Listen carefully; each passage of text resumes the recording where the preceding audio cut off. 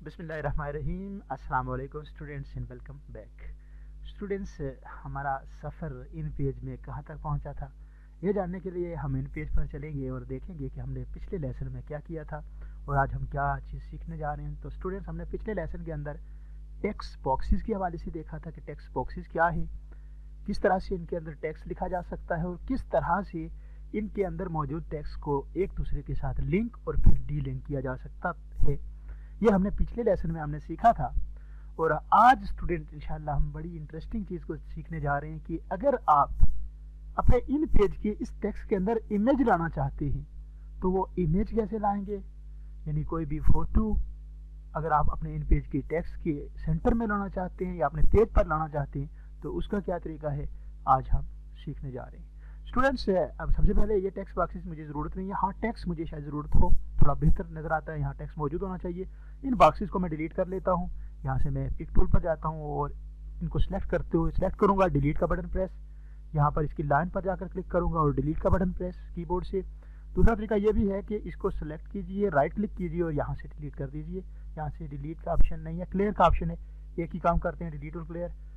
इस तरह स्टूडेंट्स अब हमने टेक्स्ट बॉक्स ख़त्म कर दिया। अब हम इमेज की तरफ आते हैं। तो स्टूडेंट्स, ये आप टेक्स्ट बॉक्सेस के फ़ौरन बाद जो टूल आपको नज़र आ रहे हैं, ये तीन टूल जिस तरह आपके रेक्टेंगुलर हैं बिल्कुल इसी शेप में, लेकिन फ़र्क इनमें सिर्फ ये है कि इनके अंदर एक क्रॉस बना हुआ है जो इन रेक्टेंगुलर सर्कल और राउंडेड रेक्टेंगुलर के अंदर नहीं बना हुआ था। और ये जो टूल है ये आपकी पिक्चर को इंसर्ट करने के हवाले से इस्तेमाल होते हैं। तो स्टूडेंट्स, हम देखते हैं कि किस तरह इस्तेमाल होते हैं। सबसे पहले मैं पहला रेक्टेंगुलर जो है इसको क्लिक करता हूँ। मुझे जिस जगह पर पिक्चर चाहिए मैं उस जगह पर जाऊँगा, मैं ड्रैग करूँगा उसको और जितनी पिक्चर मुझे चाहिए मैं उतना हिस्सा ड्रैग करके छोड़ दूँगा। जो ही मैंने अपना क्लिक छोड़ा, अपने कर्सर को छोड़ा, आप देख सकते हैं कि यहाँ पर एक हिस्सा रिजर्व हो गया, एक रेक्टेंगुलर टाइप चीज़ बन गई जिस पर एक क्रॉस बना हुआ है।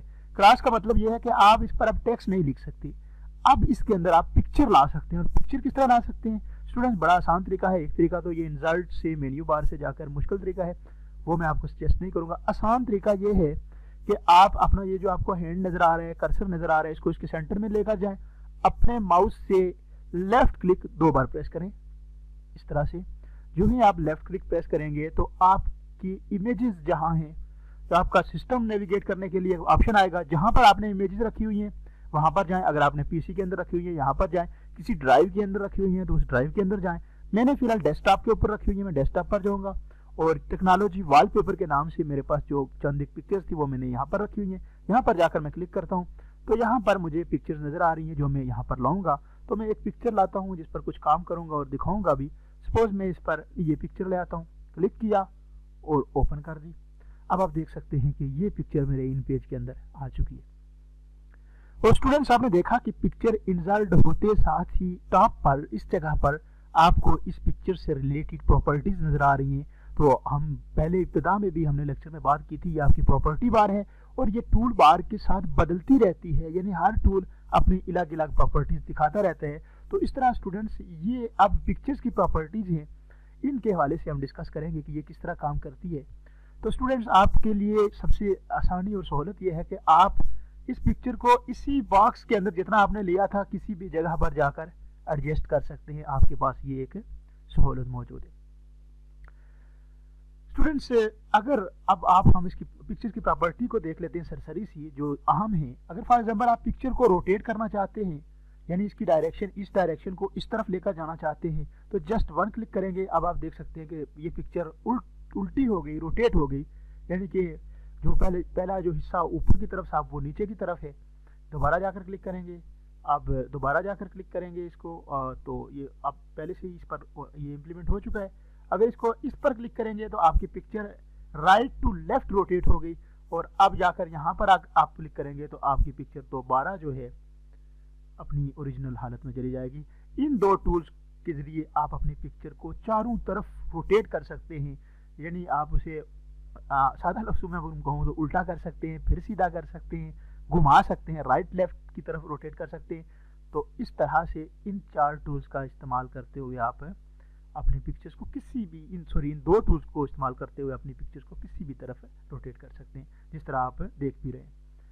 स्टूडेंट्स अभी जो अगला टूल है प्रॉपर्टी में, ये है आपकी इमेज को इस बॉक्स के, जो बॉक्स आपने लिया है उसको सेंटर में लाने के लिए, इसकी एग्जैक्ट सेंटर में लाने के लिए इसका इस्तेमाल होता है। जस्ट मैं क्लिक करूंगा, आपकी इमेज जहां भी मौजूद है, अगर फॉर एग्जांपल यहाँ नीचे चले गए हैं कहीं, दोबारा सेंटर में लाना चाहते हैं, जस्ट सिंगल क्लिक करेंगे तो आपकी इमेज सेंटर में आ जाएगी। इस तरह से आप इस पर ये इम्प्लीमेंट कर सकते हैं। स्टूडेंट्स उसके साथ ही ये टूल है जिससे आप अपने इमेज को मुख्तलिफ एंगल से रोटेट कर सकते हैं। फॉर एग्जांपल मैं चाहता हूँ कि ये इमेज सिर्फ 30 डिग्री रोटेट हो, तो यहाँ पर मैं एंगल दर्ज करूँगा 30 और साथ इंटर का बटन लाजमी प्रेस करना है। इंटर का बटन प्रेस करूँगा तो अब आप देख सकते हैं कि आपकी ये इमेज 30 के एंगल के साथ रोटेट हो गई है। इस तरह जितना भी आप इसे रोटेट करना चाहें कर सकते हैं एंगल वाइज। फिल वक्त मुझे ज़रूरत नहीं है, मैं 0 कर देता हूँ और इंटर कर देता हूँ और उसके बाद यहाँ पर सेंटर में ले आता हूँ इसे, क्योंकि मुझे ज़रूरत नहीं है। वैसे आपको समझाना था कि इस तरह आप रोटेट कर सकते हैं। उसके बाद स्टूडेंट्स जो हमारा अगला टूल है ये ब्राइटनेस के हवाले से हैं ये दो, क्योंकि यहाँ पर नाम नहीं है। वर्ड पर इनके प्रॉपर नाम होते थे माइक्रोसॉफ्ट वर्ड पर, यहाँ पर इनके नाम नहीं है, हम इनको इसी तरह ही एक्सप्लेन कर रहे हैं। ये जो टॉप पर है, ऊपर है, जो ये ब्राइटनेस कम करने के लिए है, जो बॉटम पर है ये आपकी ब्राइटनेस को बढ़ाने के लिए है। मतलब ये आपकी इमेज को डार्क करेगा, ये आपकी इमेज को लाइट करेगा। सादा लफ्ज़ों में अगर मैं बता दूं तो इसको देखिए, अप्लाई करके देख लेते हैं। यहाँ पर मैंने इसको सिलेक्ट किया, यहाँ पर फॉर एग्जांपल मैं इसको 55 करता हूँ और इंटर करता हूँ तो देखिए आपकी इमेज बहुत ज़्यादा ब्राइटर हो गई है। इसकी ब्राइटनेस काफ़ी हद तक बढ़ गई है। तो आपको समझ आ गई होगी कि इसका क्या फंक्शन है। मैं दोबारा इस पर जाकर सिलेक्ट करके 0 करके इंटर कर रहा हूँ और अब ये नीचे जो है ये डार्कनेस बढ़ाता है। मैं यहाँ पर क्लिक करके 55 और इंटर कर रहा हूँ तो आप देख रहे हैं कि आपकी इमेज की डार्कनेस जो है वो बढ़ गई है। तो इस तरह इनका इस्तेमाल आप कर सकते हैं जब कभी इमेज इसमें लाएं। वैसे इतनी ज़रूरत नहीं पड़ती, इसलिए क्योंकि हम इस पर ज़्यादातर टेक्स्ट ही लिखते हैं। टेक्स्ट लिखकर किसी दूसरे टूल में कोरल ड्रा पर जाकर ये सारा ग्राफिकल काम कर रहे होते हैं, लेकिन कभी अगर ज़रूरत पड़ गई तो आप इसको इस तरह भी डील कर सकते हैं। स्टूडेंट्स उसके बाद जो हमारे पास अगला टूल है ये आपके इमेज के साइज़ को बढ़ाने के लिए है। आप फॉर एग्जांपल चाहते हैं कि ये इमेज इस पूरे रेक्टेंगुलर के अंदर आए यहाँ तक, तो आपको यकीनन इस इमेज की विड्थ को बढ़ाना पड़ेगा। तो वो यहाँ से आप बढ़ाएंगे। इसकी विड्थ अगर आपने बढ़ानी है, अभी 50% है, तो आप इसको 60% करके देखिए। 60 लिखा मैंने यहाँ पर, इंटर किया, थोड़ी सी बड़ी, मुझे 60 पर भी ये एडजस्टेबल नहीं है, 70 करके देख लेते हैं। तो यहाँ पर 70 करके देखा तो ये काफ़ी हद तक बढ़ गई। अब मुझे 75 कर लेता हूँ और शायद अब पूरी आ गई। तो इस तरह आप यहाँ पर इसके ज़रिए अपनी इमेज की विड्थ को भी बढ़ा सकते हैं और हाइट को भी बढ़ा सकते हैं। अभी देखें हाइट इसकी नहीं बढ़ी हुई, यहाँ पर अगर चाहें तो 50% से 70% तक आप इसकी हाइट बढ़ा सकते हैं। अब आप देख सकते हैं और इसे आप कहीं पर भी एडजस्ट कर सकते हैं इस तरह। अब आप देख सकते हैं कि आपकी इमेज भी बड़ी हो गई, जितना रेक्टेंगुलर आपने लिया था उसके एंड मुताबिक वो इमेज एडजस्ट हो गई। तो इस तरह स्टूडेंट्स आप इसको एडजस्ट कर सकते हैं साइज वाइज। अगर आप इस पर गौर करें तो ये आपकी इमेज इस रेक्टेंगुलर के कौन से हिस्से पर है, कितने इसके राइट से लेफ्ट की जानब है, ये आपकी यहाँ पर मॉनिटर हो रहा था। इसका इतना इस्तेमाल नहीं है। अगर आप गौर से देखें तो ये जो जितना मैं इमेज को आगे पीछे मूव कर रहा हूँ, यहाँ पर इसकी सेटिंग जो है ऑटो मूव हो रही है, आप देख सकते हैं। यहाँ से अगर फॉर एग्जांपल आप चाहते हैं कि माउस से ये मूव ना हो, तो आप यहाँ से इसकी मूवमेंट को बढ़ा या ज़्यादा कर सकते हैं। फॉर एग्जांपल अगर अभी 31 है तो मैं इसको 71 करता हूँ, -71, तो आप देखिएगा कि ये राइट की तरफ इमेज चली जाएगी। इंटर किया, वो राइट की तरफ मूव हो गई। तो इस तरह अगर मैं फॉर एग्जांपल इसे -11 कर देता हूँ तो ये लेफ्ट की तरफ दोबारा वापस लौटेगी। 11 टाइप किया, इंटर किया तो ये दोबारा इस तरफ आ गई। तो इनको भी यहाँ से डील किया जा सकता है। फिर वक्त मैं माउस से ही इसको यहाँ पर एडजस्ट कर लेता हूँ। स्टूडेंट्स मुझे उम्मीद है कि इमेज के हवाले से आपको पता चला होगा कि इमेज किस तरह यहाँ पर लाई जाती है, इसकी क्या प्रॉपर्टीज़ है और प्रॉपर्टीज़ पर किस तरह काम करते हैं हम। अब आगे चलते हैं। अगली इमेज है जो एक सर्कल के अंदर इमेज लाई जाती है। तो व्यूअर्स यहाँ पर मैं जा रहा हूँ, यहाँ पर मुझे सर्कुलर इमेज चाहिए। यहाँ पर मैंने क्लिक किया, मैंने एक सर्कल बनाया और मैं चाहता हूँ कि थोड़ा सा सर्कल को मूव कर देता हूँ। मैं ये मूव टूल लेकर थोड़ा सा इस तरफ मूव करना चाहता हूँ, यहाँ पर समझ लीजिए। अब मैं चाहता हूँ इस सर्कल के अंदर इमेज आ जाए। तो स्टूडेंट्स चूँकि अभी टेक्स्ट की मुझे ज़रूरत नहीं है, एक आयत लिखी हुई है, वो अच्छा नहीं रहता कि इमेज पर काम कर रहे हैं हम उसे रखें। मैं इसको फिलहाल रिमूव कर देता हूँ ताकि बाद में जब ज़रूरत पड़ी मैं ले आऊँगा। तो यहाँ पर मुझे इमेज चाहिए, तो यहाँ पर जाकर मैं इस पर, अब सर्कल मैंने पहले ही ले लिया है जिस पर मुझे इमेज चाहिए, सेंटर में अब जाकर डबल क्लिक करूँगा। जो इमेज मैं लाना चाहता हूँ यहाँ से मैं स्क्रॉल करके ढूंढूंगा और बिलफर्ज में इसके अंदर ये इमेज लाना चाहता हूँ, इसको सिलेक्ट किया, ओके किया। अब आप देख सकते हैं कि आपके सर्कल के अंदर ये इमेज आ चुकी है। ये एक सर्कल के अंदर है आपकी इमेज, और मैं इस इमेज का साइज़ थोड़ा सा बढ़ाना चाहूँगा। साइज़ बढ़ाने का वही तरीका है जो प्रॉपर्टीज़ में हम डिस्कस कर चुके हैं, मैं दोबारा उनको डिस्कस नहीं करने जा रहा। अब मैं इसका साइज़ बढ़ा देता हूँ यहाँ से, चूँकि मुझे इसकी हाइट बढ़ानी है, विड्थ काफ़ी है, यहाँ से मैं 36 है, मैं 56 कर देता हूँ और इंटर कर देता हूँ। अब की बार आप देख सकते हैं कि अब यहाँ तक आ गई।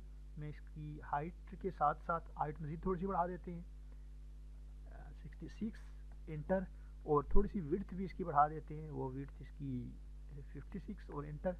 अब स्टूडेंट्स आप देख सकते हैं कि इमेज को अब आप जहाँ चाहें वहाँ इसको एडजस्ट कर सकते हैं। ये आपके पास सहूलत है। ये आपके पास इमेज जो हमने लाई थी इन पेज के ऊपर इमेज लाई थी, और ये आपके पास है यहाँ पर मौजूद है। स्टूडेंट्स आगे चलते हैं और आगे देखते हैं राउंडेड रेक्टेंगुलर, यानी कि ऐसी इमेज होती है जो रेक्टेंगुलर की शेप में होगी लेकिन इसके कॉर्नर जो हैं वो राउंड होंगे। ये लाते हैं इसके अंदर इमेज को, यहाँ पर गया, इसको सिलेक्ट किया और यहाँ पर जाकर मैं इस पर क्लिक कर रहा हूँ।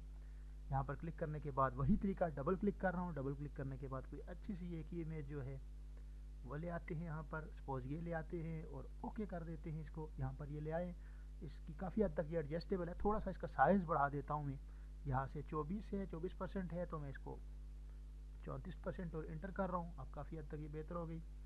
विड्थ भी थोड़ी सी बढ़ा लेते हैं क्योंकि नीचे से थोड़ी सी कम है इमेज, तो सॉरी, इसको मैं अब की बार 28 कर देता हूँ तो वो एडजस्ट हो जाएगी, इंटर। अब आप देख सकते हैं कि इसके कॉर्नर राउंडेड हैं, इसके लिए इसलिए इसको राउंडेड रेक्टेंगुलर कहते हैं। तो स्टूडेंट्स होपफुली आपको ये लेक्चर भी समझ आया होगा, पिक्चर से रिलेटेड प्रॉपर्टी समझ आई होगी। जहाँ पर टेक्स्ट के बीच आपको पिक्चर लेनी हो तो बड़ी आसानी के साथ इन टूल्स को लेकर आप पिक्चर ले सकते हैं, और पिक्चर पर आप मज़ीद भी काम कर सकते हैं। राइट क्लिक करके इसमें मज़ीद पिक्चर को चेंज कर सकते हैं, पिक्चर को क्लियर कर सकते हैं, इसको जूम कर सकते हैं अगर चाहें तो। बहरहाल यहाँ तक काफ़ी है, अगर करना चाहें तो ये चीज़ें आप खुद एक्सप्लोर करने की कोशिश किया करें। ये जूम इन हो गया, मज़ीद आप इसे जूम कर सकते हैं, बढ़ा सकते हैं, जिस तरह ये मैंने ज़्यादा कर लिया ताकि आपको थोड़ा बेहतर नज़र आए।